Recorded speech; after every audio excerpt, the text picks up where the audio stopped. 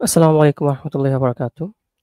আজকে আমরা জানবো কিছু ফিলোসফিক্যাল টুলস নিয়ে, যেগুলো আমাদের ফিলোসফিক্যাল যে থিংকিং গুলো, সেগুলোর ক্ষেত্রে খুব বেশ ভালোই কাজে লাগে। ফিলোসফিক্যাল টুলস এর ভেতর অসংখ্য টুলস আছে যেগুলো আমরা ইউজ করি মূলত আর্গুমেন্টেশন এর ক্ষেত্রে অথবা একটা ফিলোসফিক্যাল ডিসকাশনে। বাট যেগুলো হচ্ছে একেবারে বেসিক এবং প্রাথমিক, সেগুলো নিয়ে আমরা মূলত আলাপ করব। এগুলো খুব বেশি প্রয়োজন হয়। তো এই ফিলোসফির কনসেপচুয়াল যে টুলস, এগুলোর মধ্যে প্রথমটা হচ্ছে আ প্রায়োরি। আ প্রায়োরির মিনিংটা হচ্ছে আ প্রায়োরি নলেজ এটাই, যেটার ক্ষেত্রে ওই নলেজটা আসলে একটা ওই যে ক্লেমটা করা হচ্ছে ওই ক্লেমটা থেকে ডিরাইভ হয়, বা যে প্রপোজিশন বলা হচ্ছে সেটার ডেফিনেশন থেকেই এটা সত্যটা নির্গমন হয়। এটার জন্য আলাদা কোনো ফ্যাকচুয়াল আপনার সাপোর্ট লাগে না। অর্থাৎ এটার যে সত্যতার যে গ্রাউন্ড বা ভিত্তি, এটার জন্য আলাদা কোনো ফ্যাক্টের প্রয়োজন নাই। বরং এটার সত্যতা এটার মধ্যেই নিহিত। যেমন অল ব্যাচেলর্স আর আনম্যারিড। এখন প্রতিটা ব্যাচেলর যে আনম্যারিড, এই সত্যটা জানার জন্য কিন্তু আমাদেরকে প্রতিটা ব্যাচেলরকে জাজ করতে হবে না অথবা তাদেরকে পরীক্ষা করতে হবে না। বরং আমরা এটা জানি কোথা থেকে? এই প্রপোজিশনের সংজ্ঞা থেকে, যে অল ব্যাচেলর্স আর আনম্যারিড এটা সত্য। কারণ ব্যাচেলর মানেই আনম্যারিড। এখন যদি সবাই আসলে ব্যাচেলর হয়, তার মানে সবাই আনম্যারিডই হবে। এর অন্যথায় হইতে পারবে না। সো এটা এমন একটা সত্য যেটার ক্ষেত্রে আলাদা কোনো ফ্যাকচুয়াল গ্রাউন্ডের প্রয়োজন নাই। আরেকটা হচ্ছে 7+5=12, এই ম্যাথমেটিক্যাল সত্যটা। তো এগুলো হচ্ছে আ প্রায়োরি নলেজ, যেগুলোর ক্ষেত্রে আম ওটার ক্ষেত্রে সত্যটা আসলে আলাদা কোনো ফ্যাক্টরের উপর নির্ভর করতেছে না। আ পোস্টেরিয়রি এটা আবার কি? এটা হচ্ছে ঠিক আ প্রায়োরির অপোজিট।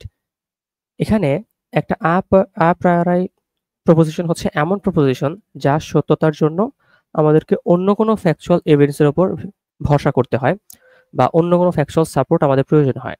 যেমন অল ব্যাচেলার্স আর আনহ্যাপি, এটা কিন্তু বাই ডেফিনেশন সত্য না, বা আমরা এই প্রপোজিশনটাকে সত্য হিসেবে ধরে নিতে পারবো না যতক্ষণ না আমরা আসলে পরীক্ষা করতেছি এবং প্রতিটা ব্যাচেলরের কাছে যাচ্ছি এবং এতটুকু আমরা শিওর হচ্ছি যে হ্যাঁ, প্রত্যেকেই আসলে আনহ্যাপি।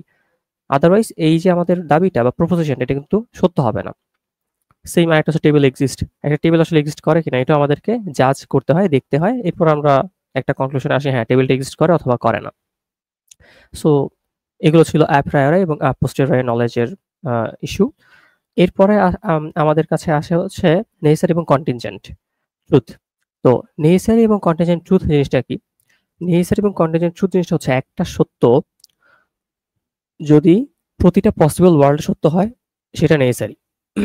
রাইট নাও আমাদেরকে এটা বুঝতে হবে যে পসিবল ওয়ার্ল্ড আসলে কি। এটা নিয়ে হয়তো আমরা পরবর্তীতে বিস্তারিত আলাপ করব।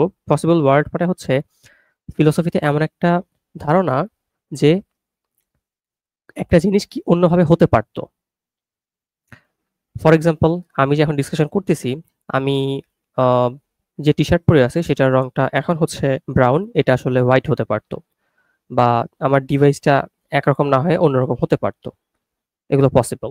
তো প্রতিটা পসিবল ওয়ার্ল্ডে যদি একটা ট্রুথ এক্সিস্ট করে, সেটাকে আমরা নেসেসারি বলি।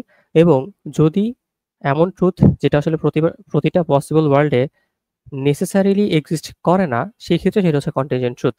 যেমন অল ব্যাচেলর্স আর আনম্যারিড, বা ব্যাচেলর্স আর আনম্যারিড, এটা প্রতিটা পসিবল ওয়ার্ল্ডেই সত্য। এমন কোনো জগৎ সম্ভব না যেখানে ব্যাচেলররা আসলে ম্যারিড হবে। কারণ ব্যাচেলরের সংজ্ঞা অনুযায়ী ব্যাচেলরের এসেন্স হচ্ছে আনম্যারিড হওয়া। কিন্তু আমি যদি বলি যে টেবিল এক্সিস্ট করে, এমন কোনো জগৎ থাকতেই পারে যেখানে আসলে টেবিলটা এক্সিস্ট করে না। বিষয়টা এমন নয় যে একটা টেবিলকে প্রতিটা পসিবল ওয়ার্ল্ডই আসলে এক্সিস্ট করতে হবে। তো এটা হচ্ছে নেসেসারি এবং কন্টিনজেন্ট ট্রুথ। এরপর আমাদের কাছে আসা হচ্ছে রিয়েলিজম এবং অ্যান্টি রিয়েলিজম। এইটা কি?